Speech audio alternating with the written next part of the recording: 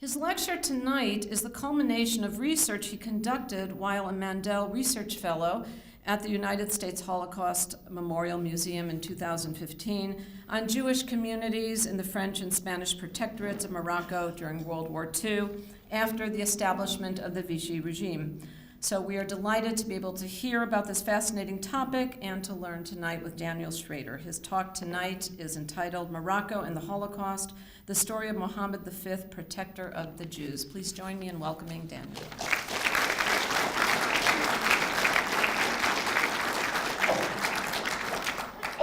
Thank you very much, Leslie and Rabbi Kravitz, for the wonderful introduction. And I'm really thrilled to be back here. It's not the first time I'm back here, but I wanted to mention that when I first arrived at the University of Minnesota, the first community lecture I did as part of our series was at Adath, so I'm very happy to, after a decade, to be back here again and addressing your congregation and other members of the public who've come to this lecture tonight. So thank you very much for giving me the opportunity to talk about what is a book project I'm working on and actually co-authoring with a Moroccan colleague of mine who's at UCLA. So this is a product of our joint work as well as research that I did at the Holocaust Museum in Washington. So we begin with a picture of the headline in a Jewish newspaper in France about the king of Morocco as the protector of the Jews. But I wanted to move to another image. This was in December of 2015 at the ornate B'nai Jeshurun synagogue in New York. An event took place there to posthumously award King Mohammed V for his courageous resistance to the anti-Jewish legislation of the Vichy government in Morocco. In the presence of Moroccan, Muslim, and Jewish dignitaries and diplomats from the United States and Morocco, and as well as other dignitaries and politicians. The award was received on behalf of King Mohammed VI by Her Highness Princess Lala Hasna, the sister of the king and granddaughter of Mohammed V. The award and ceremony came at the initiative of Peter Geffen, who's the director of a progressive Jewish gap year school. They have a program often with students who graduate high school attend, called Kivunim. And he's also the founder of the liberal Heschel School. It was the first Martin Luther King Jr. Rabbi Abraham Heschel Award made by the school, which declared that Mohammed V, quote, stands for us as a model who did as Dr. King said and risked his position, prestige, and even life for the welfare of others. Speeches were delivered, and the words of King Mohammed VI were read in praise of Mohammed V, Mohammed VI being his grandson, current king of Morocco, and praising him for his benevolence towards the Jews. There was something, I think, especially poignant about the ceremony, with Jewish and Muslim leaders of both countries present in a synagogue for an award to a Muslim king for his heroic actions which took place during the Holocaust, when Jews faced the biggest peril in history. For liberal American Jews, I think that what was so compelling about the event is that amid the unresolvable conflict between Israelis and Palestinians, and with no end in sight for the violence and hatred that the conflict engenders, and with Holocaust denial seemingly prevalent, or fairly common at least, in parts of the Muslim world, recognizing a Muslim king of an Arab state who took great risks in protecting Jews gives hope against the bleaker landscape of despair. The Kingdom of Morocco is unique in the Arab Muslim world in officially endorsing Holocaust education and in unequivocally condemning anti-Semitism, as it did at a meeting this past September, the special session on anti-Semitism at UNESCO, when the Moroccan Prime Minister, Saad-Eddin Othmani, perhaps ironically from the Islamist Justice and Development Party, read the comments of King Mohammed VI that condemned anti-Semitism in no uncertain terms. There was not a word in his comments of expressing moral equivalency between Israeli actions towards Palestinians and anti-Semitism, as would have been more common among leaders in other Arab countries. I have to say I've given much thought to what all this means over the last week as we mourn the horrific slaughter at the synagogue at Pittsburgh, facing the terror of the event and the despair that the causes of this heinous anti-Semitic attack will only continue. Jews, I think, take some solace in the outpouring of support that came from the non-Jewish religious communities, and the outspoken and unequivocal words and actions of the Muslim communities in support of the Jews in Pittsburgh and across the country, including, I know, at the vigil at Mount Zion and St. Paul, I think has been particularly meaningful.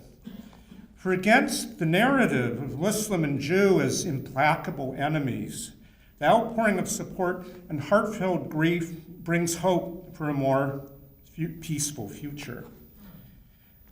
That Morocco has been the exception among Muslim Arab states in its official position towards the Jews, and its acknowledgement that Jews were an integral part of the country, which is even stated in the Constitution, the Moroccan Constitution of 2011, has struck a responsive chord among liberal American Jews. And here, I know that Adath just returned from a congregational tour to Morocco. And in fact, there are dozens of Jewish tours of Morocco every year, organized by Reform and conservative congregations across the U.S. If I would hazard a guess, and perhaps someone here could correct me, perhaps Rabbi Kravitz would know the answer to this, but I would not be surprised at all that of all the countries in the world, Morocco is probably only second to Israel in the number of organized Jewish congregational tours in recent years. Maybe I may be wrong with this, but or I may be biased in making that comment, but I think that apart from the interest in visiting a fascinating country, what is perhaps even more significant is that it is a Muslim country, which make these trips what I would call, perhaps at a very subtle and unconscious level, what I might call voyages of hope. For Morocco, tourism is vitally important economically, and Jewish tourism is also significant politically. The exceptionality of Morocco's positive attitude towards the Jews in the Muslim world is also officially promoted, and the most compelling, oft-repeated story that symbolizes the exceptional nature of Morocco's pro-Jewish stance is that Mohammed V, the father of Morocco's independence, saved Jews during the Holocaust. The story of Mohammed V is not only meaningful, of course, for liberal Jews in the United States or for the Moroccan rulers, it has also been important for Israel's leaders.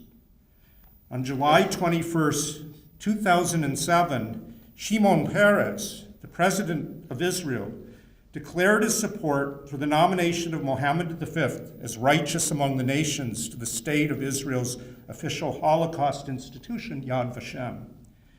This was less than a week after his inauguration as the 9th president of Israel, and one of his very first public causes. During his long political career, Peres was at the forefront of Israeli-Moroccan relations, sometimes secret, sometimes these were public meetings. As we see here, this was a public meeting of Shimon Peres with King Hassan II in Rabat, in Morocco. And he fostered close ties to Hassan II, the son of Mohammed V and father of the current king, and to a number of Moroccan Jewish leaders as well. These ties were important economically, militarily, and politically. Morocco served as an important mediator between Israel and the Arab world, and was one of the venues for meetings that were to lead to negotiations, both first with the Egyptians and then with the Palestinians.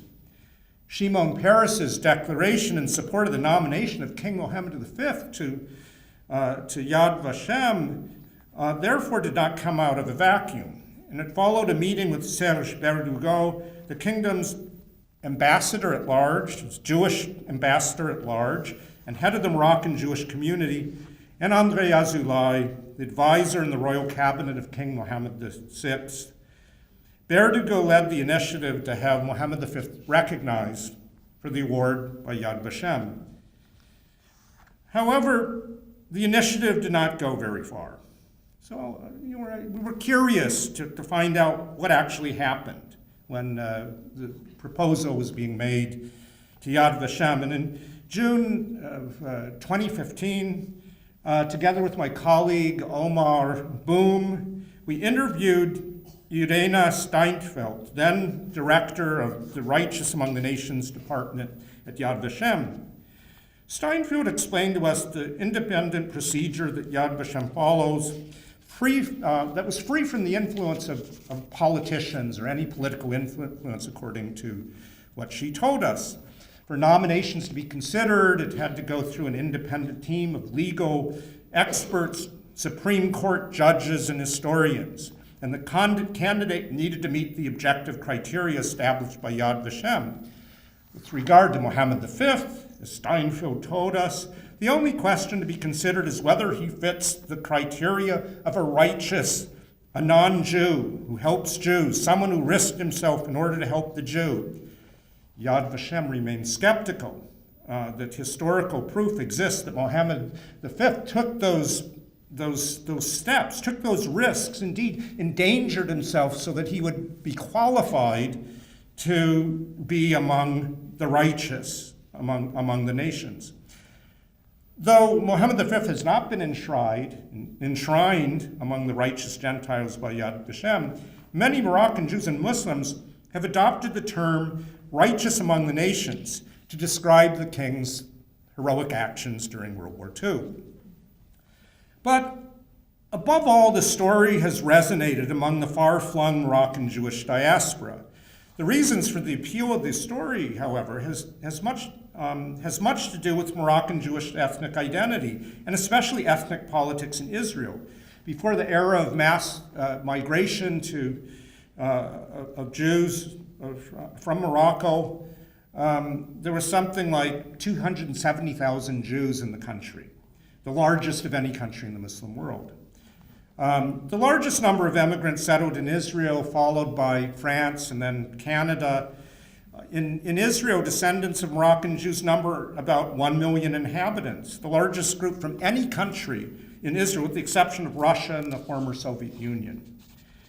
The attitudes of the dominant, some images here from the age of immigration. The attitude of the dominant European Ashkenazi population in Israel towards Moroccan Jews in Israel were very negative. This aversion was produced in the age of the mass immigration of Mizrahi Jews, when many in the European political elites were deeply anxious about the demographic shift taking place as masses of Jews from Muslim countries were immigrating, and especially worried about the capacity to integrate the North Africans, that followed the mass immigration of first the Yemenites and then the Iraqi Jews. Most of the Moroccan Jews were settled in the development towns on Israel's peripheries, in the northern borders and in the southern edges of the Negev desert. Moroccan Jews were considered to be culturally like the Arab enemy, or primitive, as Africans, or blacks, as they were sometimes called. North African Jews were subject to quotas. It was called selexia in 1951, the only group that was singled out for this official government policy.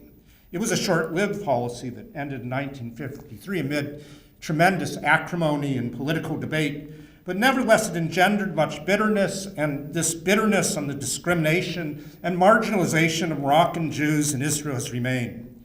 As a consequence, during the first 2 decades of the State of Israel, being from Morocco was a stigma, and Jews from Morocco were made to feel shame about their background. In the 1970s and the 1980s, this began to change as Moroccan Jews began to protest their position in society, and a kind of ethnic revival also occurred. Ethnic politics also was a major factor, and increasingly political parties began to play the ethnic cards in elections. This is actually something I witnessed in 1979. One of the distinctive Moroccan practices is the Mimouna celebration, which marked the end of Passover for Moroccans, and it was kind of revived as a major event in Israel. So as the ethnic aspect of politics began to increase, politicians would go to these ceremonies and make a presence. So here we see Prime Minister Menachem Begin at the Mimouna celebration in Jerusalem at that time.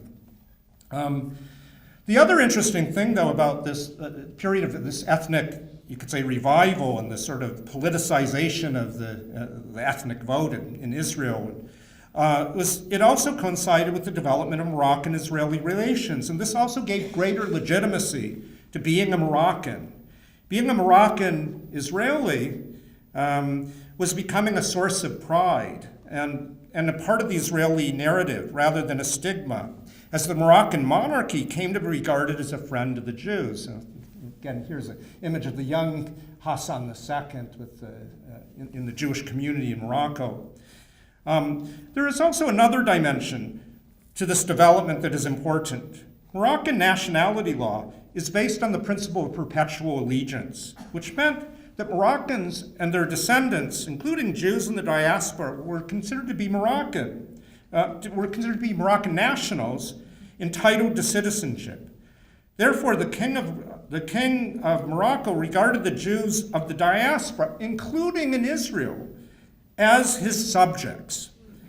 As Israeli-Moroccan relations developed in the 1970s during the reign of Hassan II, the king began to make pro-Jewish pronouncements, even welcoming Jews back to the country. And while only a few chose to return to live in Morocco, thousands of Moroccan Jews began to travel there, visiting their places of origin and going on pilgrimage to the many shrines of the tzaddikim, or holy men, a practice that was very common in Morocco. And in this way, many Jews of Moroccan origin reconnected to what was becoming again their homeland. This reconnection with Morocco was also accompanied with the reaffirmation of a special connection to the Moroccan monarchy. During casual conversations I have had in Israel through the years, when people learn that I'm interested in Moroccan Jews, they often joke that every Moroccan they have met worked for the king as a cook or tailor or jeweler.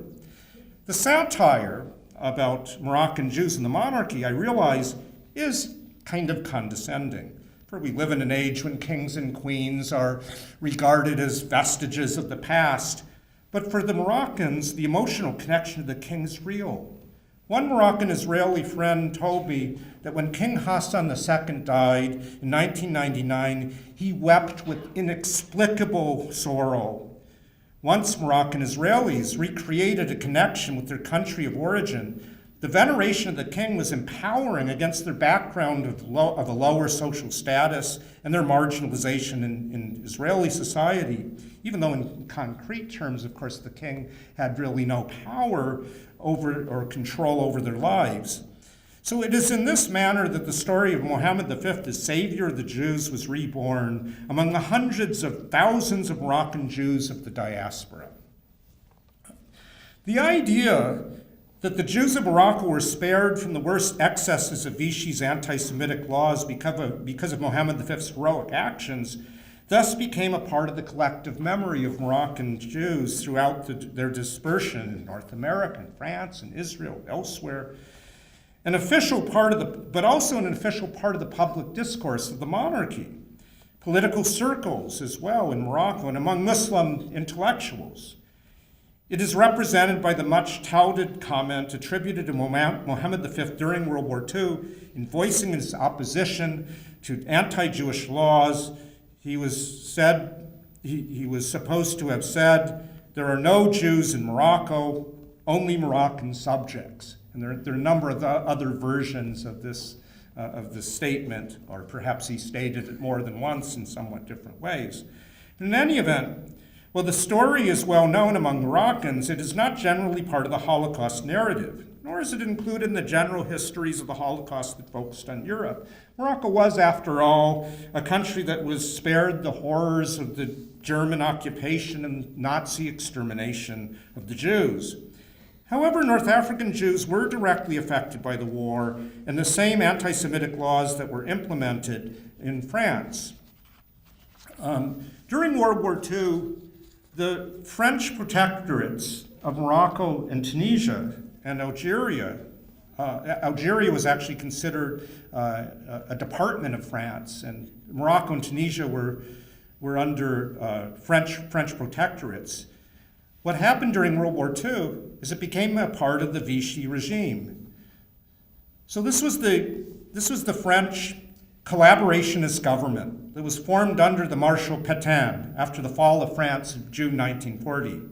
The armistice signed with Germany, which divided France between the occupied zone and the unoccupied zone, with its headquarters in Vichy, enabled the French military command and administration in North Africa to remain intact and in control of its colonies, becoming in effect a part of the Vichy regime.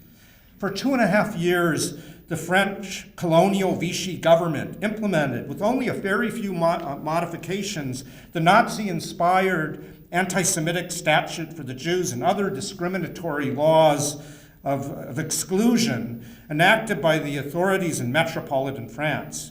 Between 1940 and 1942, anti-Jewish legislation excluded Jews from all public offices and a wide range of occupations, and imposed numerous clauses, severely restricting the number of Jews in public schools and greatly reducing those who were allowed to work in the liberal professions. These anti-Jewish measures that were implemented by the French colonial authorities not only imposed considerable hardship on the Jewish communities, but shocked the Jewish community who felt deeply betrayed by France and French ideals. There were also anti-Jewish measures that were specific to the colonies. The Jews of Algeria were immediately stripped of their French citizenship, which had been granted to them by the, didn't transition to this map, so you see the North Africa here. So the Jews of Algeria were stripped of their citizenship, which had been granted to them by the Crémieux Decree of 1870. The Crémieux Decree had caused great resentment among the European settler communities in Algeria, which saw Jews as competitors for their privileged status. Anti-Semitism was rife among the European settlers across North Africa. It is therefore not so surprising that the Vichy government abrogated the Crémieux Decree as one of its very first anti-Semitic acts that it implemented. For Algerian Jews, it meant that they would be regarded as indigenous subjects of France, like the Muslim population, which had also been denied political and civil rights. And so Jews now were stripped of their rights to vote as citizens and so forth as a result of this. And it was a tremendous blow to the Jews of Algeria, who had vested their interests and faith in the principles of France and the French Republic. Morocco, however, was different because already Jews there were considered to be indigenous subjects of the Sultan and Moroccan citizens. Many Jewish leaders in Morocco had campaigned for years to acquire French citizenship, as had their co-religionists in Algeria, and which they felt would improve their status and help with their social advancement in society. But the authorities of the French Protectorate, which was established in 1912, were adamantly opposed. And in French colonial thinking, the granting of citizenship to the Jews of Algeria was a terrible mistake. Better to leave the Jews as subjects of Morocco and thus subservient to French colonial rule. Though under French colonial rule during the war, Morocco was formally and regarded as a sovereign country, ruled by a sovereign, a sultan, who was a sharif meaning the belief that he was descended from the prophet Mohammed, and a member of the Alawid dynasty that dated back to the 17th century. The Sharifian ruler during the war was Sultan Mohammed ben Yusuf, later called King Mohammed V, whose reign began in 1927. And there's a well-known photograph of him on the year of his ascension to the throne. Actually, there's an error. He was not Mohammed IV.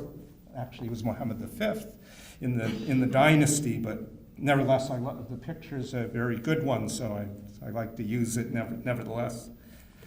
And although the Sultan was largely a figurehead and an instrument of the French to legitimize their colonial domination of the country, the Sultan was able to use his credentials and symbolic capital as a Muslim and dynastic ruler to confront the French, eventually leading Morocco to independence in 1956. The Moroccan Protectorate remained, in theory, sovereign country, divided into 3 zones. There was a French zone, and then a much smaller Spanish protectorate in the north, and the international zone of Tangier. In this territorial division of Morocco, France was the dominant power, much to the frustration of Spain, a rather weak imperial power in the 20th century. Rather than abolishing the Moroccan Alawid dynasty, the French authorities, especially through the influential policies of the first resident general, Hubert Lyautey, recreated the Moroccan state and employed Moroccans in new ministries and offices, all of which were basically subordinate to French rule. However, the French Protectorate itself legitimized its rule based on the perpetuation of the dynasty, and the Sultan as a figurehead, who would rubber stamp decrees, which were called dahirs, that were basically prepared by the French authorities and then translated into Arabic. The policy, therefore, was to discreetly control this state apparatus under the guise of protecting and respecting indigenous culture and its institutions, while at the same time disempowering the Moroccans. So Mohammed V's reign began when he was 16, after he had spent a rather this is a little bit when he's a decade later with his son and future king Hassan II. He had spent pretty much a cloistered childhood in the palace. The French, of course, had hoped that the monarchy would be a complacent and obedient instrument of the rule. But during the war years, the Jewish policy of Vichy constituted a challenge to the system of government and a means in which Mohammed V could assert himself as a leader in ways that I think have been really overlooked by scholars. The resident general in Morocco when France fell in June 1940 was Charles Nogues, again, who you see in this picture. He had been appointed by the Popular Front government of the Jewish Socialist Prime Minister Léon Blum. After the Vichy government was established, Nogues considered resigning, but in the end he continued in his post and because he was really a loyal agent of French Empire. And although Nogues clearly had anti-Semitic views and was not in principle opposed to discrimination against Jews, he also was not that enthusiastic about the French national revolution advanced by Vichy leaders, and resented the undermining of the Residency's authority, that is, the Residency being the office of the Resident General. Because he saw this as basically working against French imperial interest in Morocco. Nevertheless, Nogues was required to promulgate as dahirs, as royal decrees in Morocco, the racist and discriminatory statute for the Jews of the Metropolitan Vichy government of 1940 and 1941. And the Sultan signed both the first and then later the revised decree. The 1940 dahir, with its devastating discriminatory measures against the Jews, in almost all respects replicated the Metropolitan Law, with one significant and highly symbolic difference. The law distinguished between non-Moroccan Jews defined by race, that is, anyone with 3 Jewish grandparents, and Moroccan Jews who were defined by religion. So if you were a Jew and a Moroccan, then you were defined as a Jew. And for those of you who, basically that's what it says in this document. This is the official publication of the Protectorate. The distinction between Moroccan and non-Moroccan Jews was advocated by both the Residency and the Sultan in the face of pressures from Vichy to apply the racial definition to all Jews regardless of their nationality. Mohammed V's objections to defining Jews racially was not based on the belief in complete equality between Muslims and Jews, as some have argued, nor on humanitarian principles, but on Islamic precepts that required the Muslim ruler to protect his Jewish subjects. The racial definition of Jews would undermine his role as Amir al-Mu'mineen, the commander of the faithful, the sovereign Muslim ruler who was duty-bound to protect and uphold Islamic law, with the principle that he was also bound to protect his protected subjects, or dhimmi subjects, the Jews. The crucial issue for the Sultan was that of Jewish-born converts to Islam. If the racial criteria were legislated, it would imply that Muslim converts and their offspring would be regarded as Jews and subject to the anti-Jewish legislation. This constituted a fundamental challenge to the Sultan's sovereignty and even to Islam itself.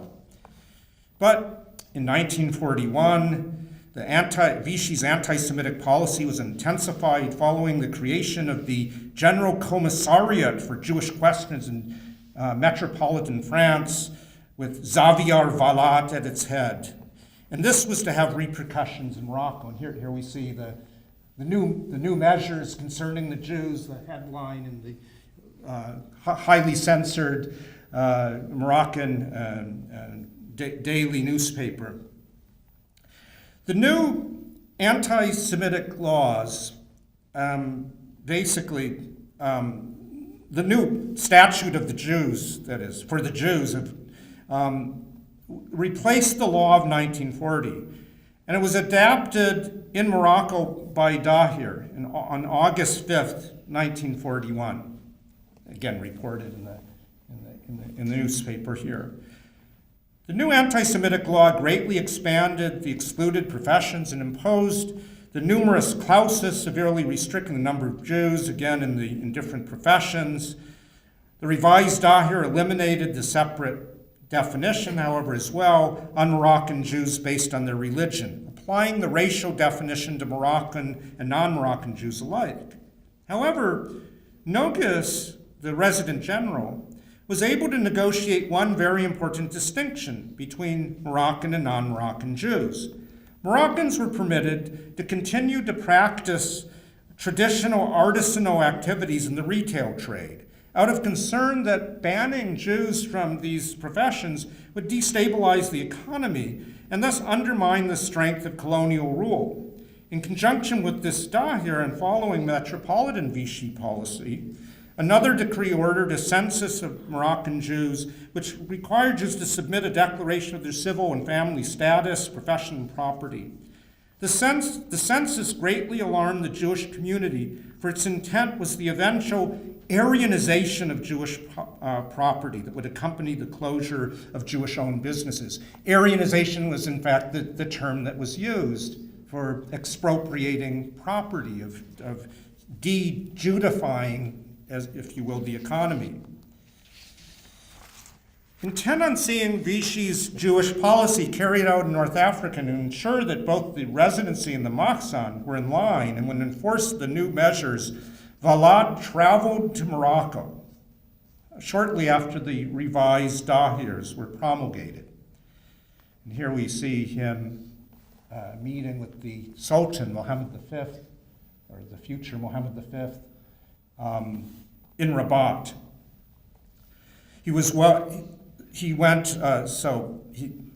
On August 19th, Valad went to the imperial palace where, as it was reported, they were received with the traditional ceremonial manner and solemn audience with His Majesty the Sultan, unquote.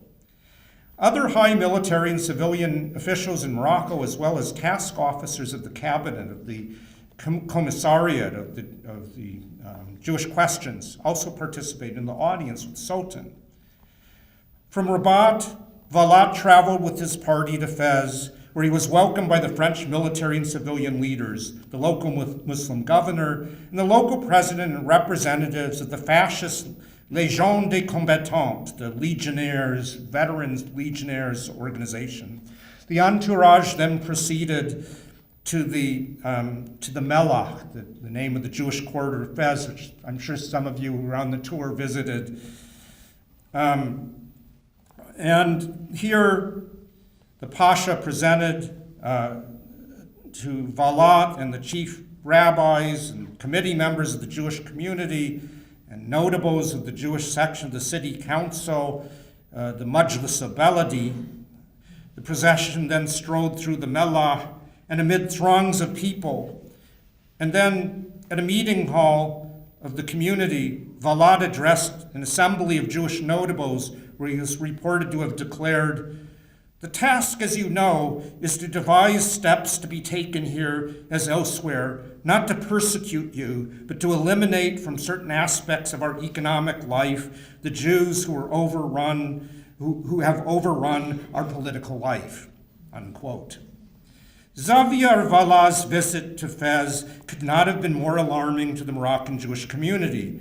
The very same day of his visit, a decree ordering Moroccan Jews to evacuate the European quarters of the cities and to return to the Mellahs was announced.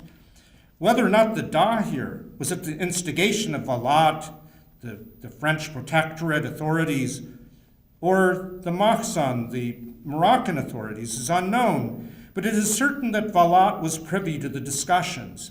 In Valad's brief visit to Morocco, he brought pressure to bear both on the residency and the Sultan in Rabat, then proceeded to Fez, the most important center of both the Muslim and Jewish spiritual leadership, to intimidate the Jews, accompanied both by the French authorities and the Muslim governor.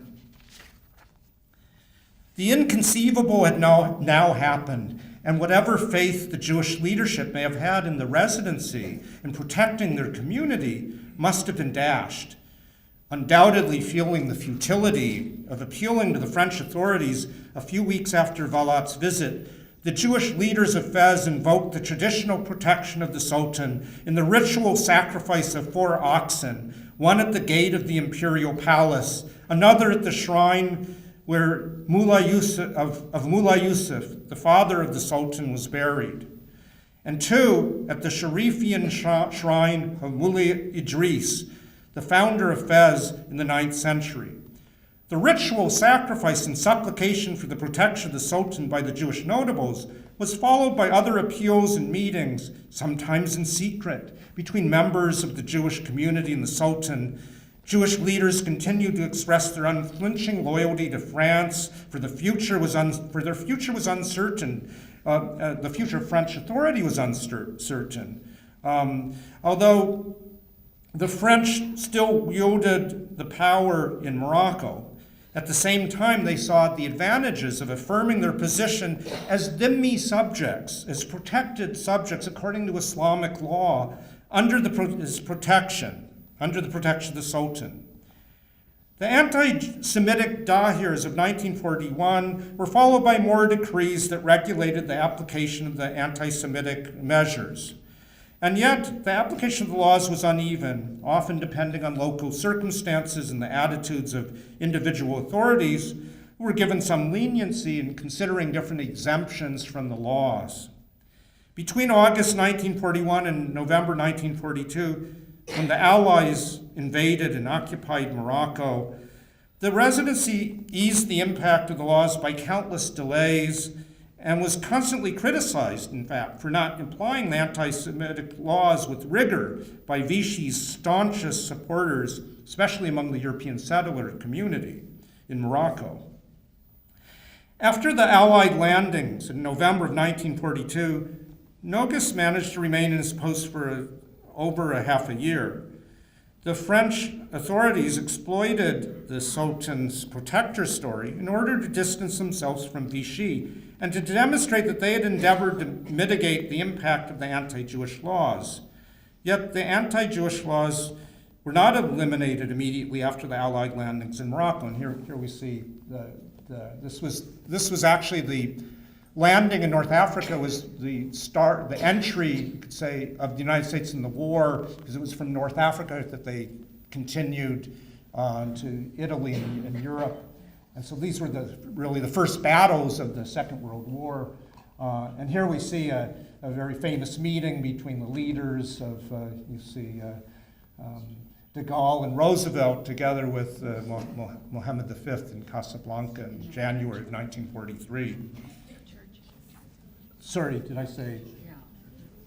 Churchill and Roosevelt. It wasn't de Gaulle, but there was another, there was another high French official of the Free French who was present at that meeting as well. I forgot who it was exactly. Yeah, thank you. As the American troops sought to stabilize their position in Morocco and Algeria, at the same time that the battle for Tunisia was raging, right? This was, again, the first American military engagement with the Axis powers in World War II, which was fought over the Battle of Tunisia and then Libya as well. The American military command was anxious to secure the cooperation of the French authorities in place, that is, those who were already in place, even though they had been servants of the Vichy government. Local French officials were worried that repealing the anti-Semitic legislation would jeopardize their ability to maintain their control over the Muslim population, a concern which also influenced the American forces, whose main concern was gaining military control over North Africa. It was over 4 months following mounting pressure, including from President Roosevelt himself, that General Henri Giraud, the French High Commissioner in North Africa, reluctantly appealed the anti-Jewish legislation. In June 1943, the French Committee of National Liberation under de Gaulle took control in Algiers, and the leaders of Vichy's administration in North Africa were removed. It was in the interest of the new colonial administration to disassociate itself from the racial discrimination implemented by Vichy. As former officials were being weeded out from their positions, the promotion of the idea that the Sultan mitigated the impact of Vichy's anti-Semitic legislation thus served to legitimize the reassertion of colonial authority, which was still based on the perpetuation of the monarchy, but was now facing the independence movement, marked by the foundation of the Istiqlal, or Independence Party, at the end of 1943 in Morocco. The Sultan was well aware of the value to French colonialism, of the image of the monarchy protecting the Jews, but subtly used it for a different purpose. As the tides turned after the Americans landed in North Africa, the connection between Germany and the nationalists was weakened, while the Sultan was reasserting himself as the symbol of the Moroccan nation and national leader, while at the same time invoking the Americans' call for self-determination as a way to assert his independence from the French. The Sultan's image of protector of all his subjects, Muslim and Jews, was a powerful symbol of national unity. After 1943, he was able to effectively use this position to elevate the monarchy in the national struggle, and after independence, reclaim the position of the Alawite dynasty as more than just symbolic rulers, which the nationalist political parties had hoped for, and to maintain the reins of coercive state power through the support of the military, a situation that continues to this day. The story of Mohammed V's protection of the Jews during Vichy was also crucial for the legitimation of incorporating Jews into the emerging nation as citizens of independent Morocco when the Protectorate came to an end in 1956. The nationalist political parties were much more divided. Go back to the map of Morocco. The nationalist parties were much more divided about the idea of incorporating Jews into the nation. The Moroccan nationalist movement began to develop in the 1930s at a time when the conflict in Palestine was intensifying, and many joined in solidarity with Arab nationalists in the Middle East in support of the Palestinian Arabs. At the same time, with the rise of the Third Reich, the Germans began to support pan-Arab and pan-Islamic nationalists in an effort to undermine the position of the British and the French, the dominant colonial powers in the Middle East.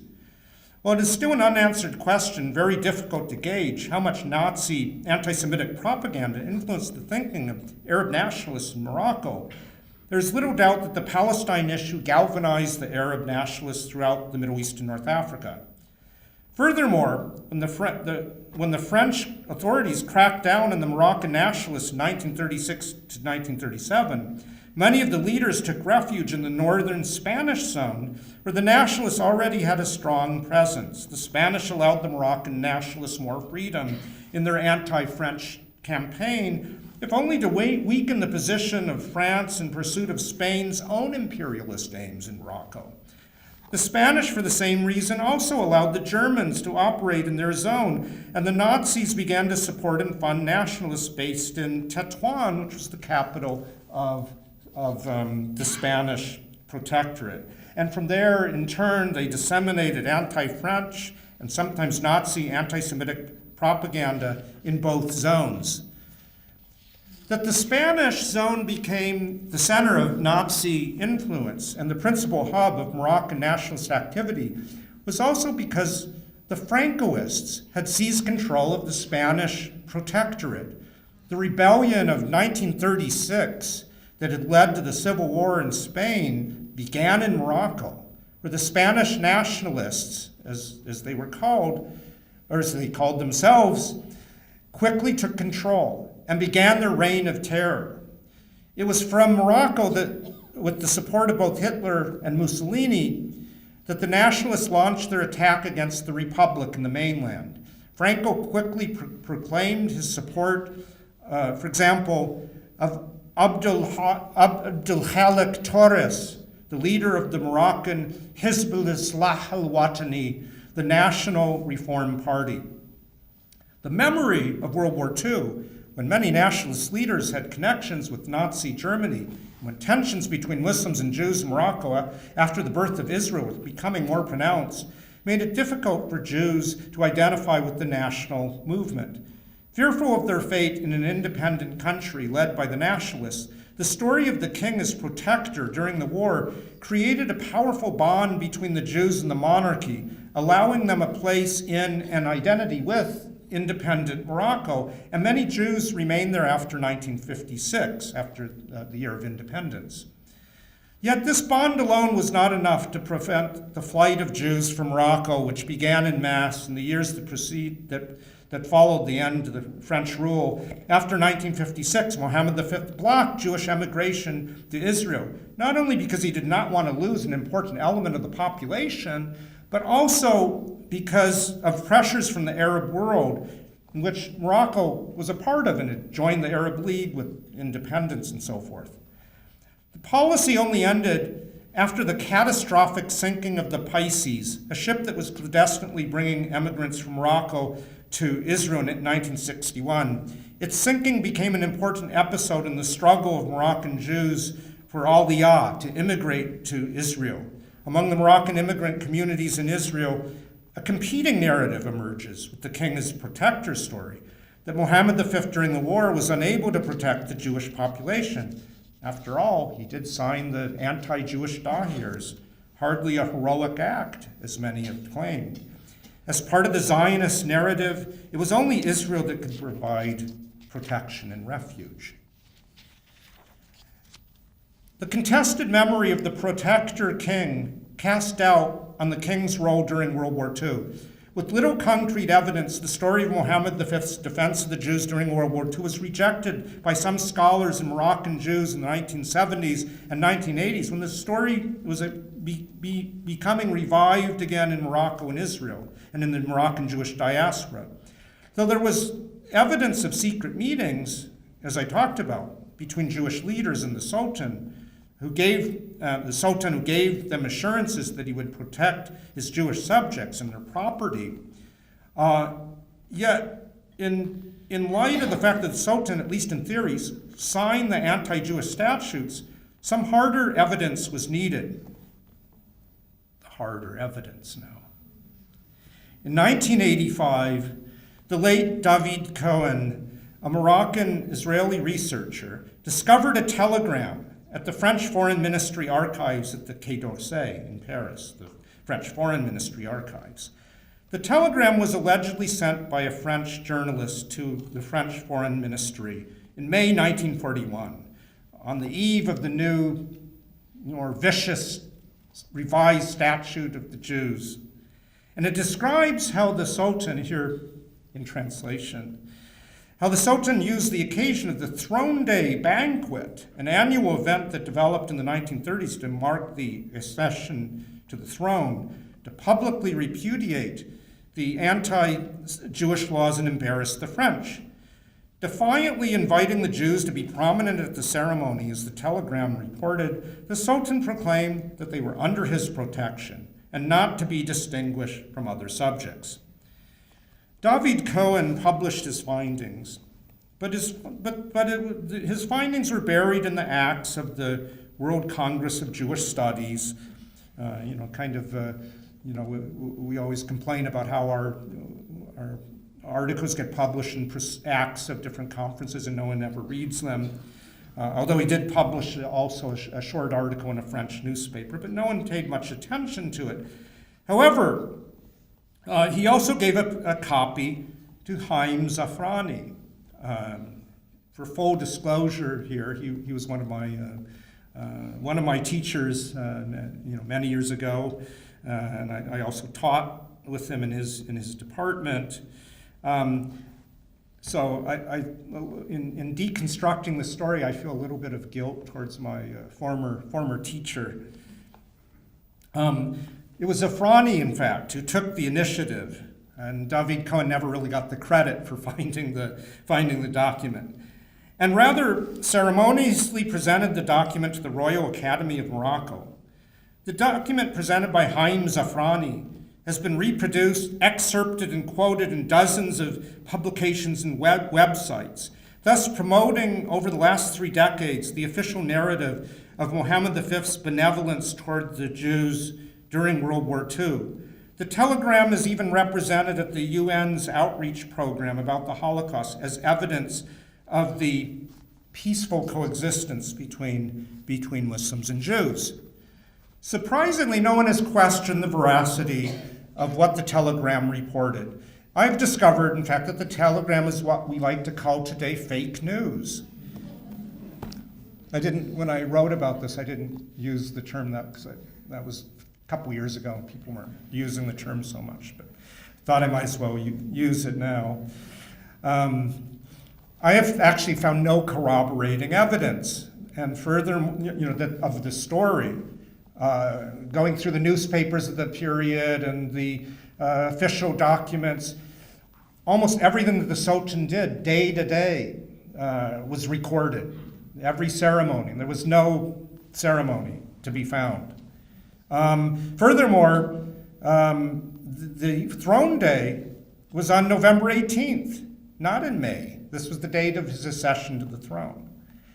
And finally, the event is implausible, for even if the reported declaration reflected the Sultan's position, which it probably did, he had to tread carefully if he wanted to avoid being deposed by the French. The telegram itself appears to be well scripted, written by a journalist from the French press service that served as an instrument of control and the dissemination of propaganda under Vichy. The most plausible reason for the fabrication of the story was to discredit the Sultan as rebellious and to embarrass the resident general, Nogues, who was intensely disliked by many of the European settlers, especially the members of the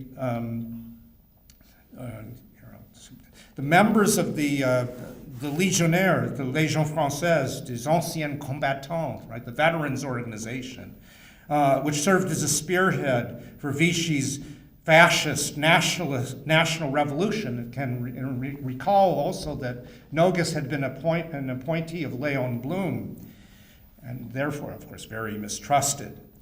He was often denounced to Vichy by the Légionnaires for not fully implementing the anti-Jewish laws.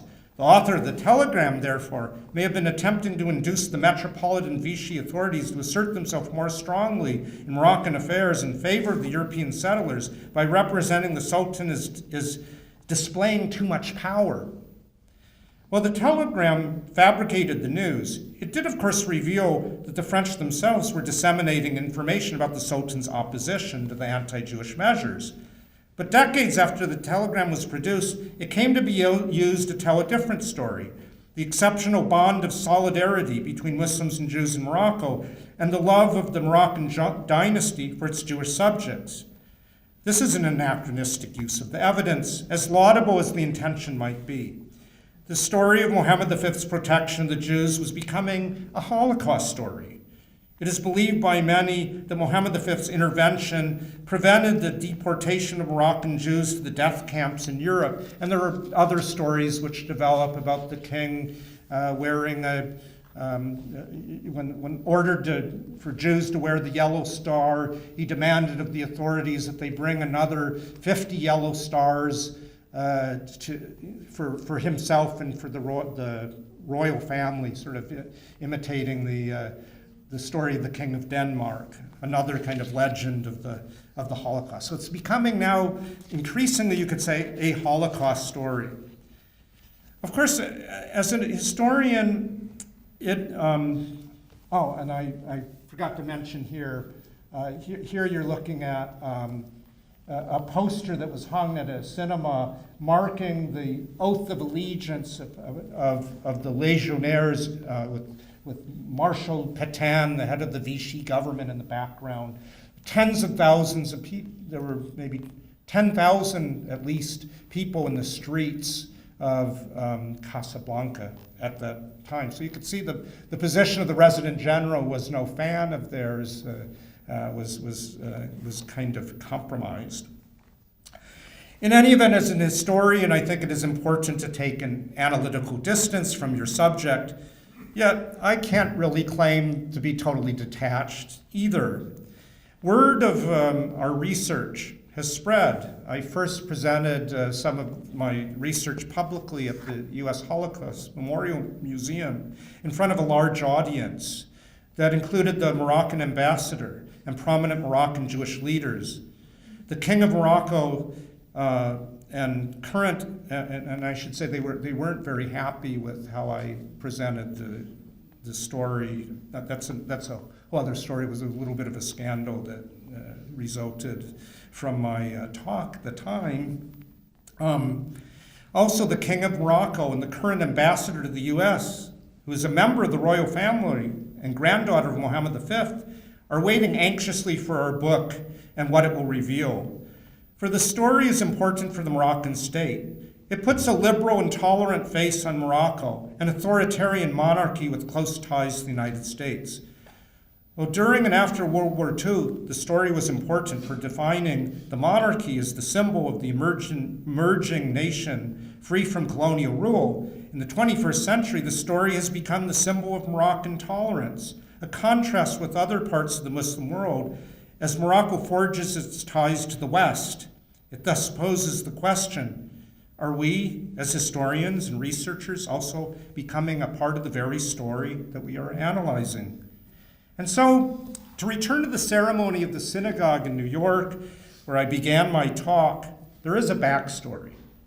Kivunim has been partnering with a Muslim student club in Morocco called Mimouna, which was founded in 2007 in Al Hawain University in Ifran, a small resort town in the Middle Atlas Mountains of Morocco. It was Morocco's first student club devoted to celebrating the country's Jewish history and heritage. The name Mimouna was chosen, again, as I mentioned, after the traditional Moroccan Jewish post-Passover celebration that welcomes the return of leavened bread.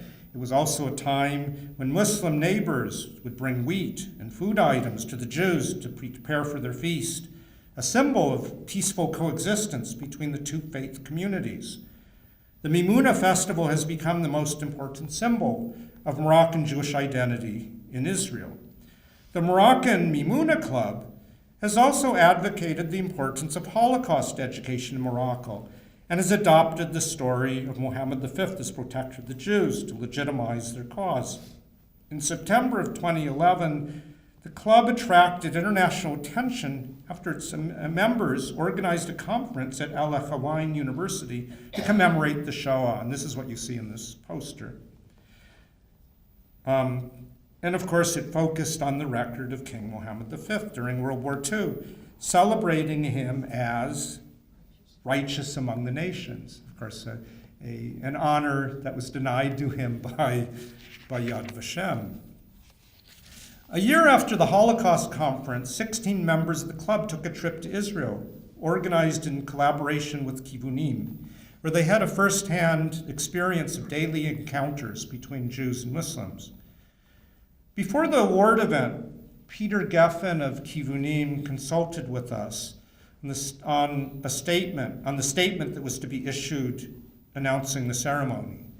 Parts of the statement that he had drafted were historically inaccurate. It suggested that Nazis, together with the French, were in control of Morocco, and that because of the Sultan's protection, not a single Jew was killed in the Holocaust. The statement was changed slightly as a result of our suggestion.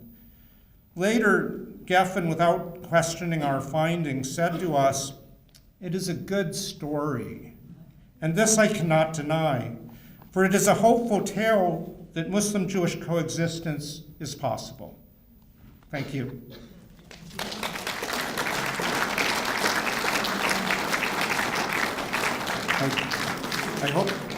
I hope I've not gone on for too long, but I'm happy to entertain questions or comments. Yes? So I suppose from what you're indicating that the Jews prior to the 20th century didn't have a positive, reinforced relationship with the Moroccans, the Muslim Moroccans, who incidentally, as I understood, were called Berbers and not Arabs. Would you comment about that, please? Okay.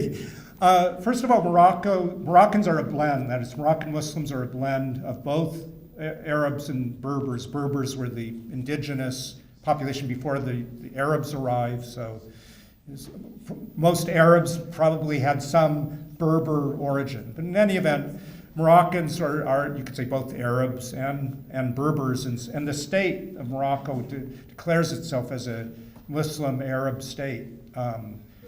Some Berbers don't like that. But as far as the earlier relationship between Muslims and Jews in Morocco and their attitudes towards the monarchy in, let's say, before the colonial period, it was certainly a mixed bag, you could say. There were certainly tensions that erupted, but at the same time, Jews often did look to the monarchy for their safety and security, and sometimes there were, and frequently, almost every Moroccan monarch had Jews close to the palace who worked as, worked and held important positions and so forth. And this in turn would ensure, usually under normal circumstances, generally peaceful relations between Muslims and Jews in Morocco. But it's a complicated, great question, but really complicated. Yeah, back there. Thank you very much. That was really very, very enlightening. I want you to know that in Moroccan homes, during the war, there was always a picture of Mohammed V. Yeah. And also FDR. Because everybody did. One comment I would like to add is that we sometimes forget that the reason that the Moroccan Jews did not suffer from the Holocaust is because the Americans landed first. If the Americans delayed even by a few months, who knows what would happen? Oh, yeah. I mean, Because rather yeah. than to stand up to the pressures that were put on him by the Vichy government, but it's because of the Operation Torch, and because of the first landing in Bordeaux, Khalifa, that's my town. The Americans were able to save the whole Jewish community. So the Americans, be proud of the GIs, they are the ones who saved the Jews. Yeah, no, yeah. I mean, absolutely. Who knows what would have happened had the Vichy rule continued? And of course, Vichy, in a sense, came to an end with Operation Torch, and then the French occupied the unoccupied zone in France and so forth. But of course, that turned things around dramatically, although not immediately, because there were also repercussions the way the Jews were, welcomed the Americans when they came, as you point out, and it led to a lot of tension and even rioting in different parts of Morocco, and sometimes the violence was even abetted by the French authorities, who were kept in place from the Vichy regime. Which, incidentally, the Americans also, there were plenty of anti-Semitic soldiers and leaders as well, who were not very much concerned about the fate of the Jews, and who were willing to keep the Vichy authorities in place as well. But you're absolutely right. Of course, had that not happened, who knows what their fate may have been, for sure. Yes. So, is there truth then to the story that in 1492, with the expulsion, that Jews were welcomed in Morocco, Naples, and the Ottoman Empire? That's my understanding. Is that true, or historically that? Yeah. I mean, it is essentially true. Jews started pouring into Morocco even before 1492. During the persecutions of the late 14th century, Jews often found refuge, especially in Fez. In fact, I think one of the reasons they ended up building a separate Jewish quarters, there were tensions in the city because there were so many Jews, they were sort of competing over space in the city, and so the Sultan also built this protective wall around the Jews to avoid conflict. But it is true that the Moroccans saw great utility in Jewish settlement there, and they often played important roles, in Morocco as a result. And that was true also with the Ottoman Empire as well, and only certain parts of Italy was it possible. Yeah. My husband was part of the group that landed in, I don't know where they landed. Casablanca, Yeah. or Algiers. He didn't fight. And he said he went to some event and he met this nice girl, and it was very loose, and this girl said, "Would you come to my house?" And he said, "What do you do?" She said, "My dad's a farmer." Well, he goes to this apartment, gorgeous French furniture. But he said, "Where's the farm?" "Well, it's a plantation." I mean, they had money. This was a great deal of concentration of Jewish money. He said, into the war. So there must have been that type of population. Yeah. I mean, there were, of course, most Moroccan Jews were really very poor and simple artisans and so forth.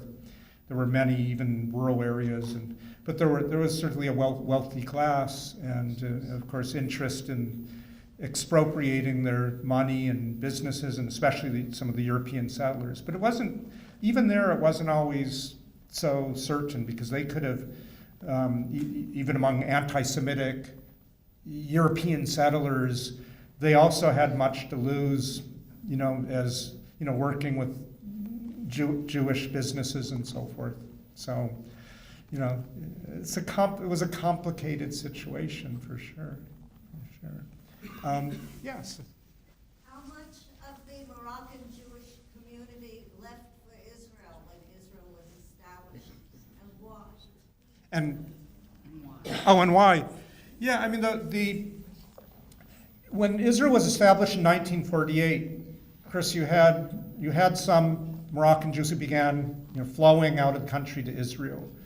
Both the attraction of the new Jewish state, but also their concern about their future, right? And there were economic reasons too. They were poor, they were seeking better lives and so forth. And there were political reasons as well. In the years, though, that preceded Moroccan independence in 1956 and the 1950s, violence was growing. There was the anti-colonial struggle. Jews were particularly concerned about what would happen in a future independent Arab state, as Morocco was heading towards independence. And so there was a lot of fears about the future. And so the flow began, and there were thousands upon thousands of Jews who came to Israel in 1952, 53. The Moroccans were the largest community coming to Israel, which has also created tensions in Israel as well. So complicated reasons. Of course, some stayed. About half the community was still there after independence. Then the exodus, you could say, was more gradual. But then, by then, many of their families, their connection, Israel, in a sense, became a part of this larger world of Moroccan Jews, and it became the biggest center. Of course, many went to France and elsewhere, and Montreal, French speaking, and some to the United States. Los Angeles was a pretty big destination, but this was a somewhat later emigration. Okay. Yes. What is the status of Moroccan Jews in Israel today? Well, a lot has changed for sure, but there's still heavy concentrations of Moroccan Jews in poor development towns, as they're called, and so there's still a lot of sort of resentment and bitterness about how they've been regarded and received in Israeli society. On the other hand, many more have been integrated into the sort of political elites and universities, and also there's been a lot more intermarriage and so forth. So now when you talk about Moroccan Jews, actually interestingly, if you're the offspring of one Moroccan Jewish parent, you're still regarded as a subject of Morocco by the king, incidentally. So the numbers are greater now because of there's more of a mixture, but there's still a lot of sort of ethnic identity is strong, partly I think because of this feeling of deprivation and discrimination, but also sort of rediscovering their roots and so forth. Yes. Same question, what's the situation of Moroccan Jews in Morocco? Numbers and positions. Yeah, you ask anyone about numbers, they'll give you a different figure, because there's still there's a lot of coming and going that happens, and a good guess would be somewhere between 2,000 and 3,000. So it's a very minute number today compared to what once was. And in fact, my experience is that apart from, let's say, in Casablanca, where there's still a Jewish presence, you talk to any young Moroccan, and they don't even imagine that Jews were once indigenous to the country. They don't. A Jew is like someone from New York or an Israeli or something. So it's kind of a negative view in that sense of the Jew, with no consciousness that the Jews were once, ubiquitous in Morocco, found it everywhere in rural, urban areas throughout the country. But their situation there is, they're not in danger. There's still the presence of, the king's minister and so forth, who's you see him prominently on Moroccan TV and so forth. So, there's still a community there, but much diminished. Well, I know there are many hands, and this has been a wonderful talk that has sparked a lot of discussion. So I'd like to invite everybody to continue the conversation over the reception right next door. And again, join me in thanking Daniel for a wonderful talk.